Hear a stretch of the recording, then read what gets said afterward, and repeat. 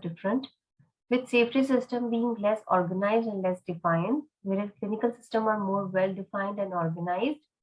Example, DM information or demographic information collected separately, then AE information with detailed description about AE page by page. So what happens in our ED system, we have a demographic page separately where you will enter all the demo information of your patient like ethnicity, race, age, okay? And you will have a separate AE page, and also in some studies we have an advantage of recording every adverse event in separate log line. So log line means you will have a separate page, and when you enter all the information, when you click, it will go in a log line format. So when you just like an overview, so the whole overview of AE page, you will see multiple AEs reported separately. In safety system Argus, it is like not so well organized and defined, and they have to enter many bulk information on the same page. So they may be registering demographics and how they have, how the case was reported and who reported it, and who is the principal investigator, and all those extra information, everything on the same page. So it's little haphazard to read. Only people who are proficient in using those softwares or those systems, Argus, can do that. So this is disadvantage if we have to say, but clinical system or EDC system are so easy to read and so well defined that even if a novice is reading it, can see and tell what is happening. Secondly, different words are used to describe an event in CDM and SE system.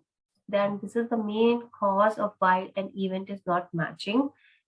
Example, puking versus vomit. Like one of the place it is, adverse event is written as puking, and another system it is written as vomit. So, okay, fine. I'll explain what's happening here. Example, you have an Excel sheet, okay, and you have one Excel sheet, A and B, okay. Now you will take data from both and you will create a pivot table or something. You will join those two Excel sheets. Now on what basis you will join? You will join what we call it subject identifiers or primary identifiers. Okay, primary identifiers could be subject ID, study ID, or protocol ID, date of birth.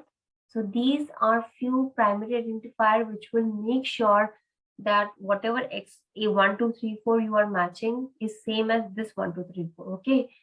Now you will join these two sheets and you will start checking if everything is matching. Most common errors what we found is coding is not correct. The medical coding terminology is where we have a big mismatch.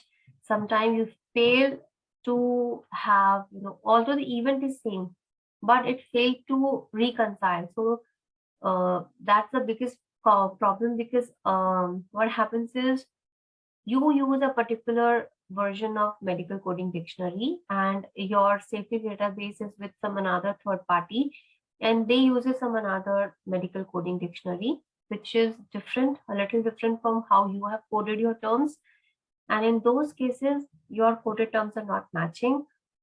That could be one of the reasons where you find reconciliation easy to resolve. You just have to make sure if it is a third party vendors doing reconciliation, just make sure that they are using the same coding dictionary as you or somewhere near to yours.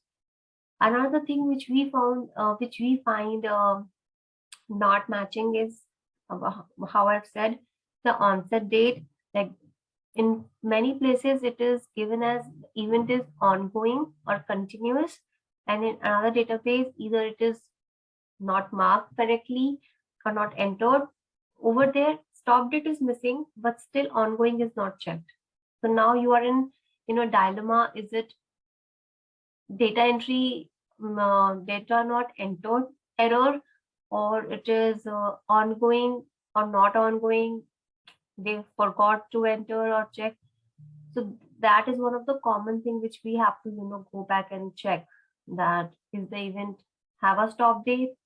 If yes, please enter. If not, mark the ongoing. Okay.